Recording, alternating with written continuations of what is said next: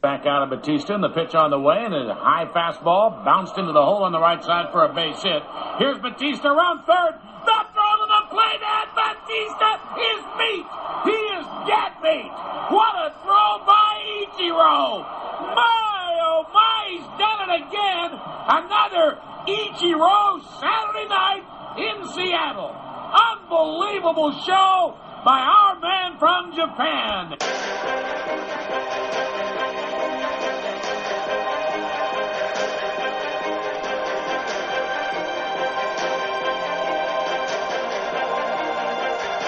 And John Wetland one more time set. And here comes the 2-2 pitch to Edgar Martinez down. A fastball swung on, hit the deep center field.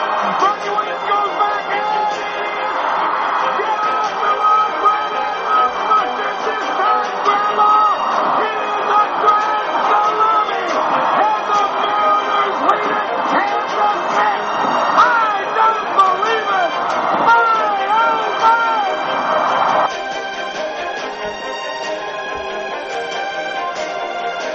From high atop the Robinson Gearing Studio Complex and straight out of God's country, Pawleys Island, South Carolina, the Let's Talk Baseball Podcast Network proudly presents Backwards K Pod. And now, here's the host of the show, Jake Robinson. Good moment, baseball universe. What is up? It's your boy, Jake the Snake Robinson from the Let's Talk Baseball Podcast Network. Holler if you hear me. Half man, half podcast machine. Shields down, photons up. Prepare to engage on this week's digital audio show that I call Backwards K-Pod, where we collect ball players and their stories. Backwards K-Pod is available on all podcast platforms. Wherever you listen to your pods, tune in, Google, Samsung, Stitcher, Podbean, iHeart. I'm all tangled up in the web, brah. If you're a Spotify or Apple user, please remember to rate and review me as you see fit. I ain't scared. I'm coming through every Tuesday with that free baseball smoke. I will never charge my growing Seamhead Army for the content. No Patreon, no crowdsourcing. I mean, I'm actually appalled that some podcasters nickel and dime their audience in today's economy. That ain't never going down like that here. I actually respect and love my audience. So I'll just bring my Cal Ripken Jr. work ethic every week, and we'll see what happens. And look, I feel like we're in a good place as far as the show is concerned. We've really begun to hit our stride. The vault of archive shows are steadily being stocked with that fresh produce every week. And if you're new in the hood, you might want to check those out, either on your podcast platforms, or you can visit my website, diamondsnakejake.podbean.com. And I got a pretty eclectic array of shows, as I have covered over 160 years of baseball already, from Moses Fleetwood Walker all the way up to Shohei Ohtani. At last week's show, Disco Demolition Night, it went over really, really well. I was grateful to receive all the kind messages about it. So I want to say thank you. You can always email the show at backwardskpod@gmail.com. And you can also find me on Twitter at jrobbie1 or the show's page, which is at backwards_K_podcast. Okay. Enough of that. I'm ready to roll. Let's get this train moving again. I've been circling this date on the calendar for a few months now in anticipation of this show. And I mentioned Shohei Ohtani a minute ago. And look, being of Japanese descent, I couldn't be more proud of what Ohtani is doing today in the modern game. And now there's this rookie sensation, Seiyu Suzuki. He's writing his story and capturing the hearts and minds of Cub fans out at the friendly confines. Well, the same way that black American ball players pay homage to Jackie Robinson, or the reverence that Latinos have for Roberto Clemente, you can make the case that our next topic will hold that kind of sway over his countrymen's influence and spirit in the major leagues forever.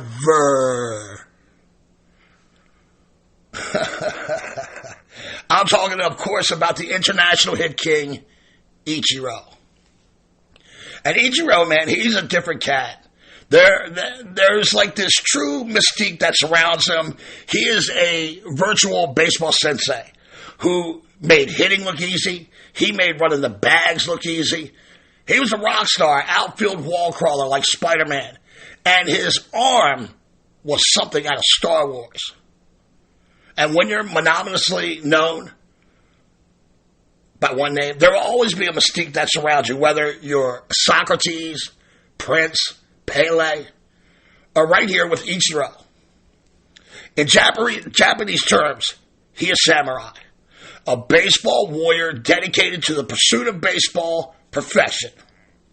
And don't let his quiet, friendly exterior on TV fool you. Ichiro was a killer on the field.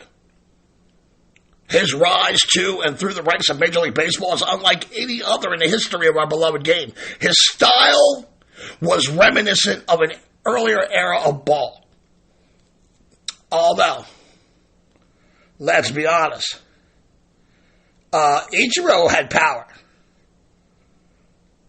And he could drop dong if he chose to. Just ask unanimous Hall of Famer Mariano Rivera. 8,935 on their feet now. A couple of Hall of Famers going head-to-head. There's a drive. Deep right field. Going back switcher. Ichiro has beaten Mariano Rivera with a 2-run game-winning home run. Mariners winning 3-2.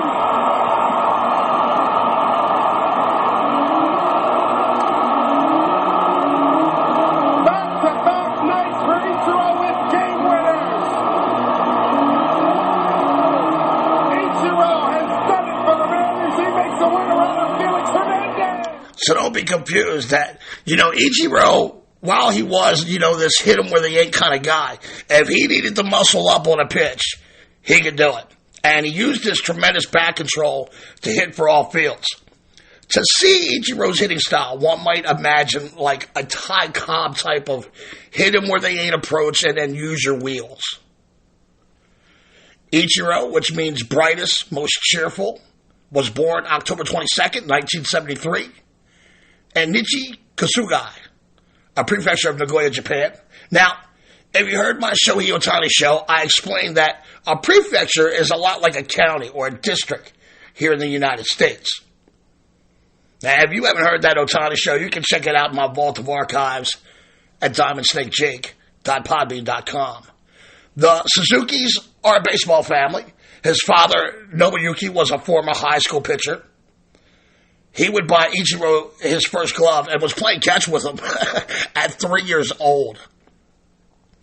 Ichiro's famous work ethic and preparedness, it was certainly instilled in him by his father. And although Ichiro was a naturally right-handed hitter, the father taught him how to bat left-handed because lefties get to first base faster. When Ichiro was 7, the two established a daily routine of workouts and drills. Regardless of the weather, the boy would throw 50 pitches, he'd hit 200 soft tossed, 50 infield, and 50 outfield plays.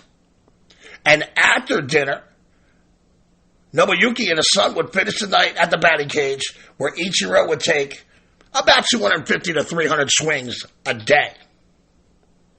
By the time Ichiro was a young teenager, he knew exactly what he was going to be in life.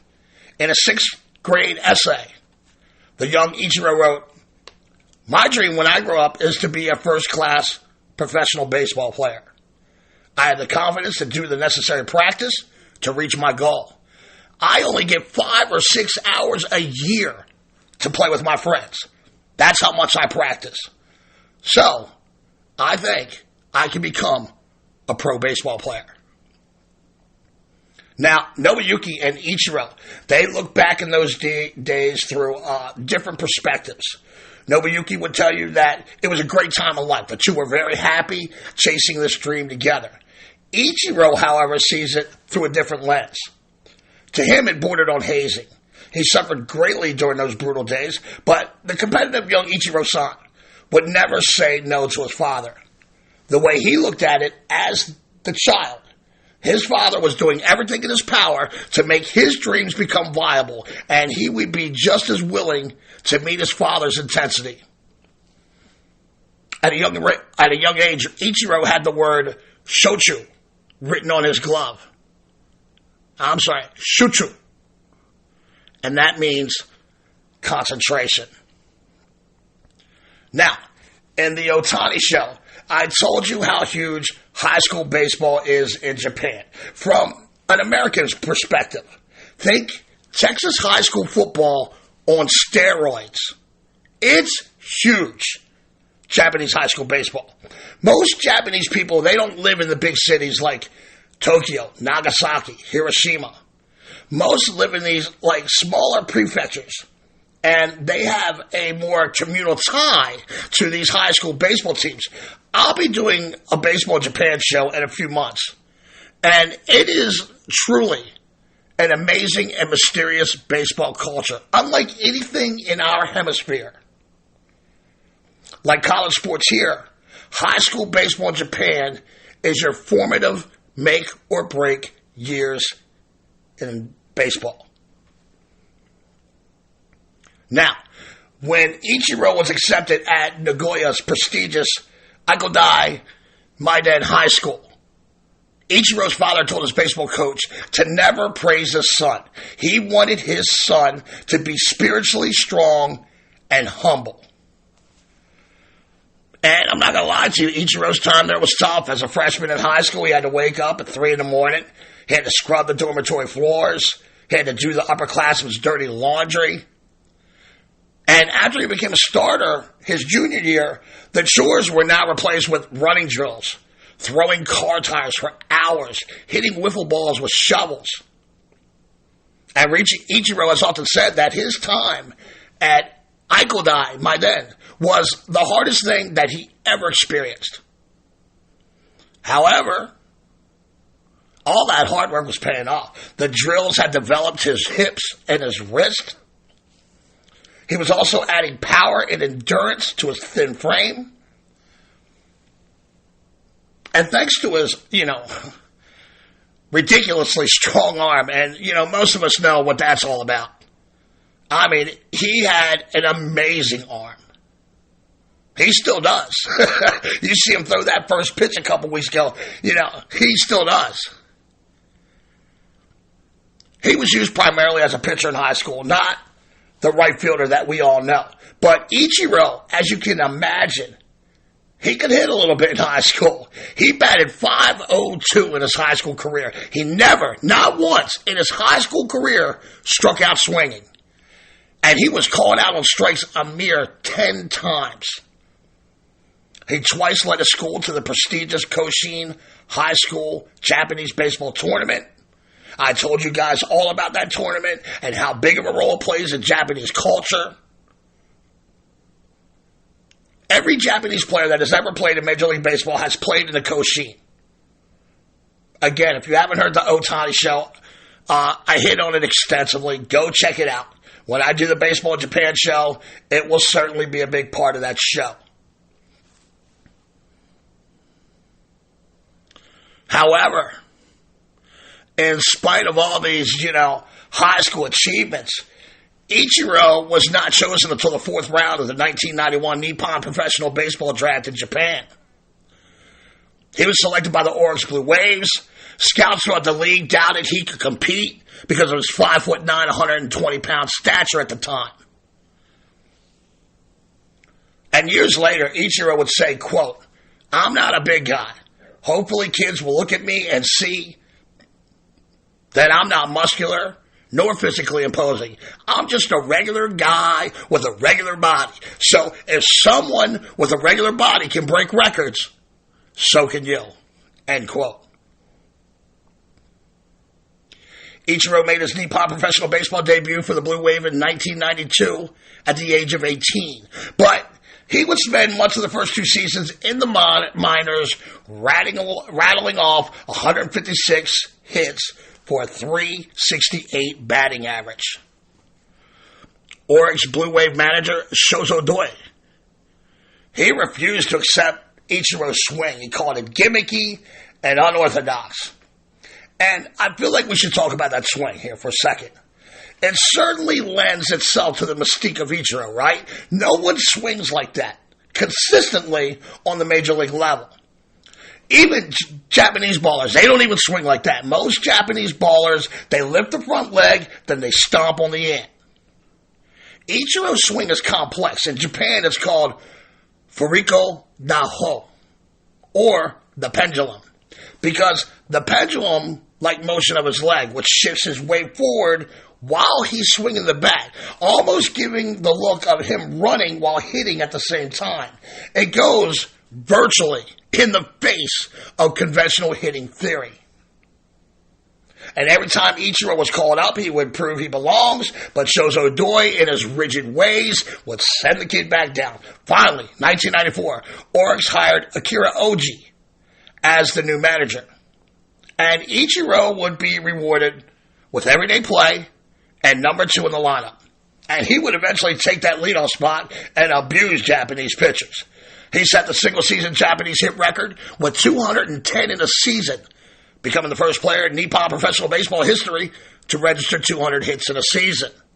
Now, 5 other players have done it since Ichiro set the standard. Matt Merton, former Minnesota Twin, Norichika Aoki, Alex Ramirez, Tsuyoshi Nishioka, and Shogo Akiyama. But those players have benefited from a 140-game schedule, while Ichiro did his in a 130-game season. Ichiro's .385 average in 1994 was a new Pacific League record and the first of 7 consecutive batting titles in Japan. It was also the first of 3 straight Pac League MVPs as well. And it was during that 94 season that he began using his given first name on the back of his jersey instead of the family last name of Suzuki. The name Suzuki is actually the second most common last name in Japan, and his manager Oji, who loved his rising star so much more than his predecessor, introduced the idea kind of as like this, publicity move to, number 1, create a new image going forward for a team that has lived in relative Japanese mediocrity and obscurity, and number 2, separate his rising star from the other Suzukis in the league. And initially, the idea embarrassed Ichiro, and he disliked the practice. But by the end of the season, Ichiro and his Backwater Blue Waves team were becoming household names, and the endorsement deals began stacking up like Ichiro base hits, baby. In 1995, Ichiro leads the Oryx team to their first pennant in 12 years. In addition to the second of his 7 straight batting titles, he dropped 25 dogs, and he paced the league with 80 RBIs and 49 stolen bases. The Japanese press began calling him Endo Saizokai, or the Hit Machine. Later, the press would just call him Kaibutsu, a.k.a. Monster. In 1996, he leads Oryx to a Japanese Series championship over the mighty Yomiuri Giants. After that season, he would participate in a series against MLB All-Stars, and it was then that Ichiro began seriously thinking about playing in America. In November 1998, Japanese and MLB All-Stars had another friendly set of matches against one another. And Ichiro lit up Major League pitching like a Christmas tree. He batted .380, had 7 stolen bases, and he won praise from guys like Jamie Moyer, slugger Sammy Sosa, and even Barry Bonds quipped, "That little bastard out in right field can ball." On December 3rd, 1999, Ichiro marries Yumiko Fukushima, an announcer on a major Tokyo television network. The wedding took place at a small private ceremony in Los Angeles. The couple decided to hold the event outside of Japan in order to avoid the media crush that would have surely followed them had they went to Japan. By 2000, Ichiro was still a year away from being eligible to pose for Major League Baseball. But the Oryx Club was no longer an elite team, and because the Blue Wave knew they would never be able to put a financial package together that would have kept Ichiro on the team, or in Japan for that matter, they allowed him to negotiate with major league clubs. And Ichiro, using the posting system that is used a lot in Japanese ball. Again, this is something we covered in Otani, but I'll blast through it here quickly. The posting system is a charge to any and all Major League Baseball teams interested in available Japanese talent. There is a bidding war for the right to negotiate with that talent. The Mariners won that bid for around $13 million. That money goes directly to the Oryx Ball Club. Now that the M's have won that bid, they now have the right to negotiate with that player for a contract. And in this case, the Mariners and Ichiro negotiated a 3-year, $14 million contract. So, all told, Ichiro cost the Mariners $27 million. $13 million to win the rights to negotiate with him, and then this 3-year, $14 million contract. In his 9-year NPB career, Ichiro had a .353 batting average, 7 Gold Gloves, and 3 MVPs. Nothing has ever been easy for Ichiro, no matter how easy he may have made it look. But now, the biggest test of his life was upon him. Sure, Hideo Nomo had gone to the States and he proved Japanese pitchers can be successful, but no Japanese position player had ever made it. And with doubters on both sides of the Pacific Ocean, Ichiro was determined to prove everybody wrong. And many people wondered how the small market Seattle Mariners got Ichiro before the big market teams could get on it. Well, here's a story. So, Jim Colburn, who had been the Pacific Rim scouting director for the M's and had been a pitching coach for Oryx in the early 90s, when Ichiro was shooting a Nissan commercial in L.A. during the winter, he stayed at Colburn's home in Los Angeles.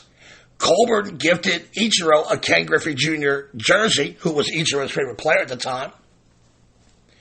In addition, Oryx and the Mariners had an agreement to share marketing ideas in exchange for information on Japanese ball players coming through the system. When Oryx posted Ichiro, it was Colburn who convinced Mariners GM Pat Gillick that the team should aggressively pursue Kaibutsu. Gillick then sold the idea to Seattle's principal owner, Hiroshi Yamauchi, who is also the president of Nintendo. Now, Yamauchi, who was very familiar with Ichiro's career, was sold on the idea. So much so, he even added his own personal money to sweeten the pot. The truth is, most teams in Major League Baseball, they didn't want Ichiro. They believed that he was too small to be an impact player in the United States. So, the same bullshit he heard coming up in Japan is what he's facing again, all over. And Ichiro would make all those baseball geniuses regret their decision. Ichiro was the Mariners starting right field on opening day 2001, and I personally remember his rookie season so vividly. All these guys saying he couldn't do it. And as a person of Japanese descent, I'm just praying that the little guy can hang in there and open the portal to more Japanese ball players. There's something about this guy. He's quiet, confident. I took him with the second pick in my fantasy draft that year after Barry Bonds, of course. Nobody cares about your fantasy team, buddy. From day one, I saw his field approach that I haven't seen before. Tony Gwynn, Wade Boggs in their prime. They're probably the last guys I saw with this, all fields approach. And by day 8, I saw an all-around baseball savant, a genius, an artist. After Ichiro's leadoff single sparked a 3-run rally against their rival Oakland A's at the top of the 8th, it would be his play in the bottom half of the inning that would put Ichiro on everyone's baseball radar, and he would remain there for the rest of his career. It is a play that is affectionately called the throw, with Terrence Long running on contact from first base. Olsen wants a fastball away. Ground ball, base hit in the right field.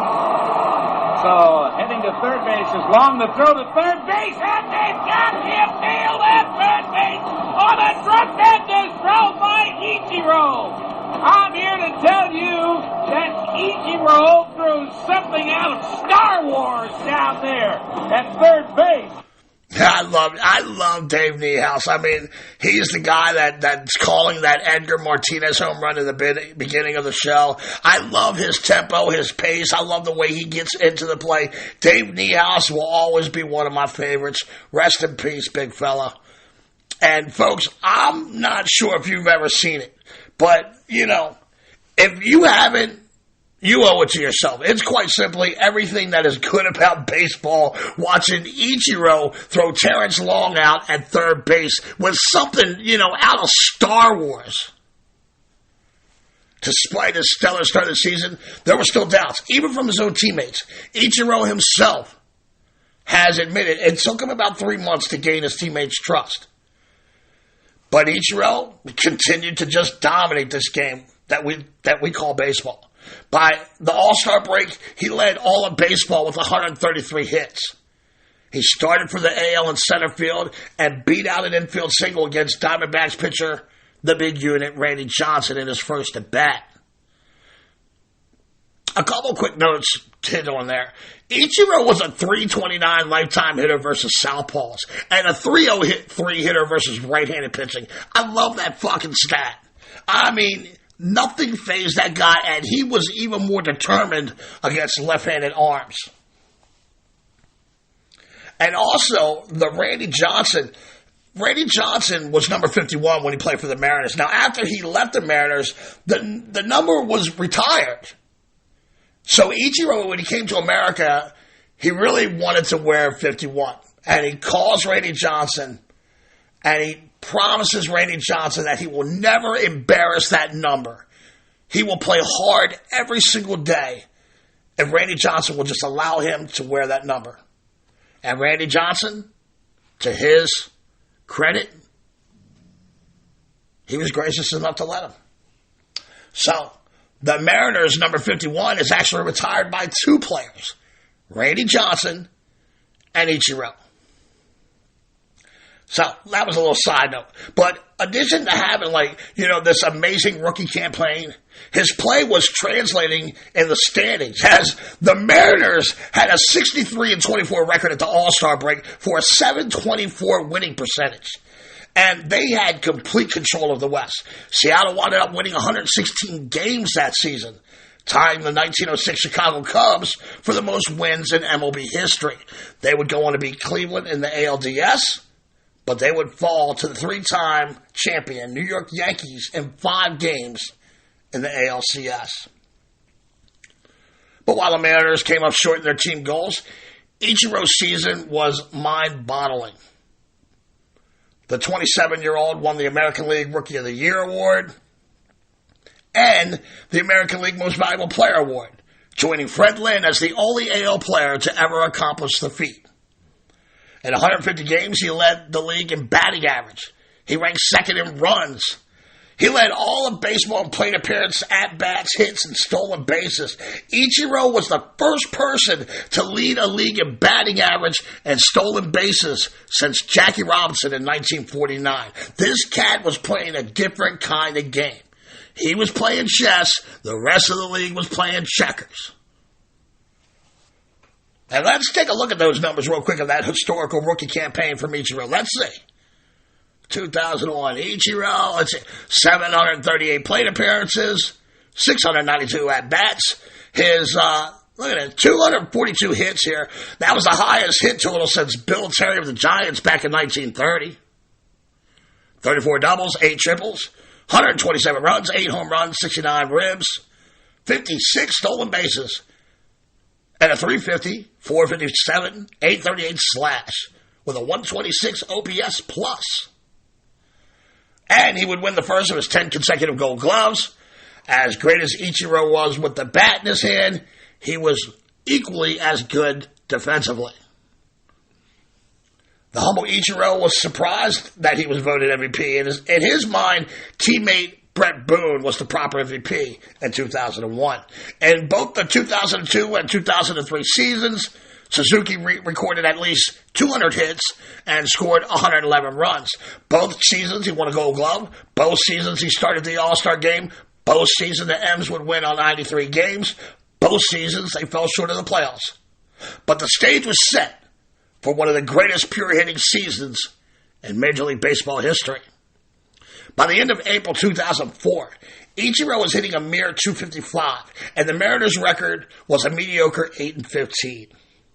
By the end of June, Ichiro was on fire.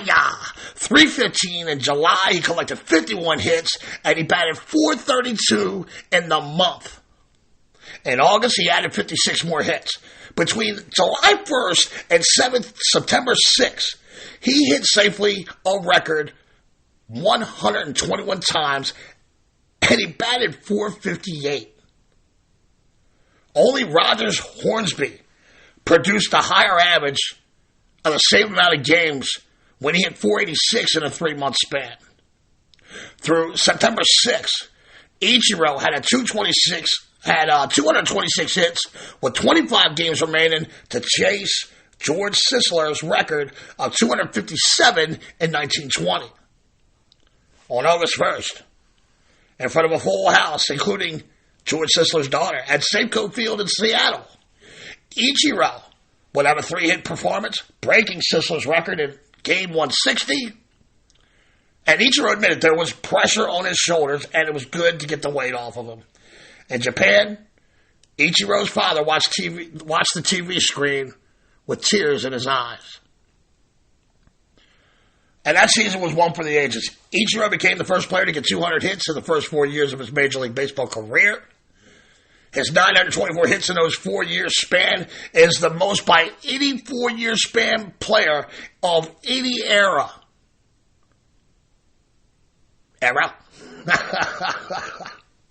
His 372 batting average was the major's highest. He earned his 4th straight All-Star appearance and 4th straight Gold Glove. More importantly, he proved once and for all that Japanese position players can, in fact, compete in the United States of America. The Mariners would never make it back to the playoffs with Ichiro the team after his rookie season. Seattle had their opportunities in 2002 and 2003, but they fell off down the stretch. In 2007, Seattle got within one game of first place here in August, but again, they fell off at a critical moment. But Ichiro was a model consistency. By the end of 2010, he had bashed at least 200 hits in 10 straight seasons. Something that's never been done in Major League Baseball before. He set the American League record with 45 consecutive steals from April of 2006 to May of 2007.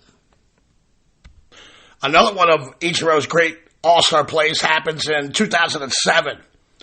With the American League down 1-0 in the 5th inning, Ichiro hits a blast off Chris Young that took an unexpected carom off the right field wall, driving in Brian Roberts and putting the AL on top with his inside-the-park home run at the stadium formerly known as AT&T Park in San Francisco. Ichiro would go 3 for 3 in that Midsummer Classic and walk away with MVP hardware. It's gone. Here's a shot into deep right field. Back at the wall. Ichiro hits it off the wall. It takes a weird carom, and Ichiro may circle the bases. In to score is Roberts. Here comes Ichiro. Inside the park home run.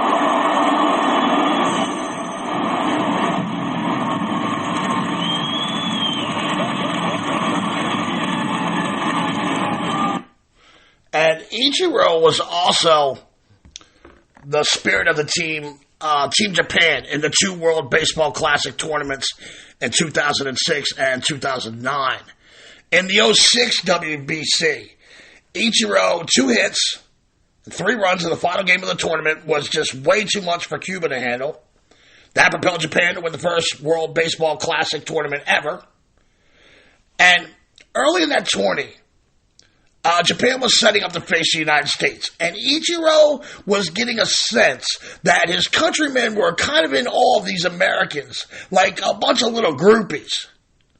And it was Ichiro who sat that team down and hit him with the toughness that his father instilled in him. And he would tell his teammates that he didn't like what he was seeing and hearing in the clubhouse. Don't be in awe of these guys. Be a warrior. Kick the pillow out from under their heads while they're sleeping. If any of you do not believe we can beat them, you can go back home. We don't need you. The Japanese would then go on and embarrass the Americans.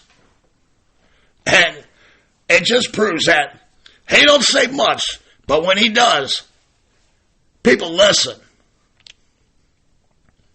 In the 09 Classic, his RBI hit in the 9th inning set the championship game against South Korea in the extra innings, and his 2 RBI knock in the 10th would prove to be the game-winning hit, securing Japan's back-to-back WBC crowns. Ichiro was literally the difference in that game. Though he always appears stoic, the word from players who know him say he is hilarious, and he loves the F word. For example, before the 2002 All-Star Game, Joe Torre, the AL manager, gives a calm, professional speech about how special this day is.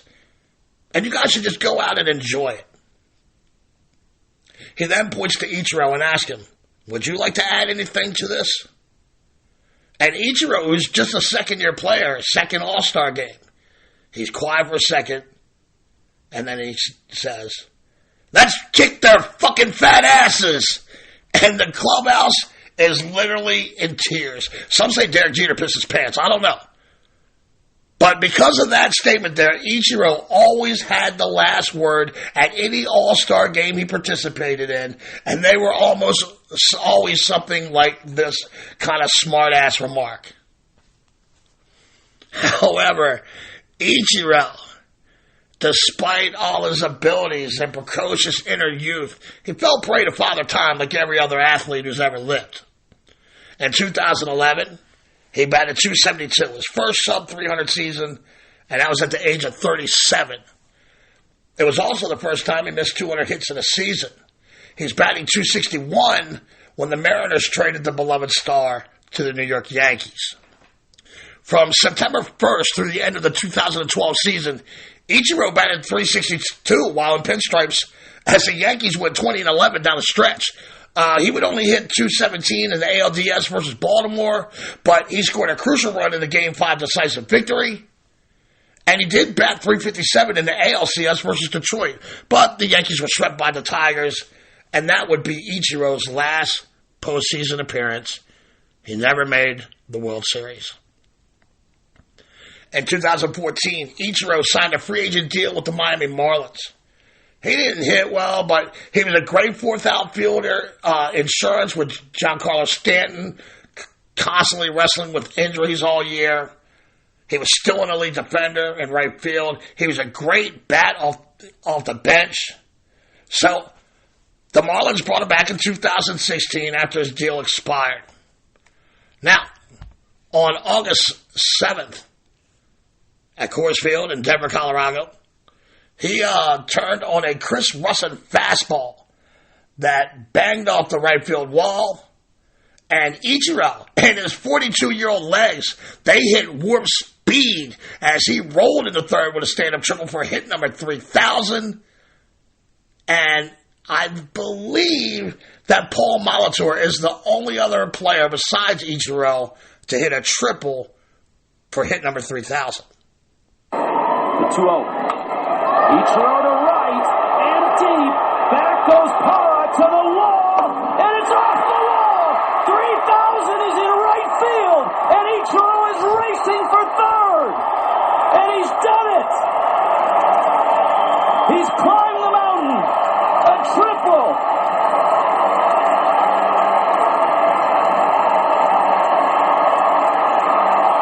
And he has arrived at 3,000. And even though he was still playing outstanding defense, he's hit .291, and he was great off the bench as a pinch hitter.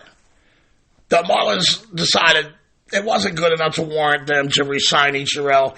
Derek Jeter had taken over. The fire sale had commenced already. During spring training 2018, the baseball gods intervened. 3 Mariners outfielders had been injured, so they turned to Ichiro, who would actually be the starting right field for Seattle at the age of 44 years, 5 months, 7 days, making him the 5th oldest player to make an opening day start. He played in 15 games. He batted just .205 before his last appearance on May 2nd.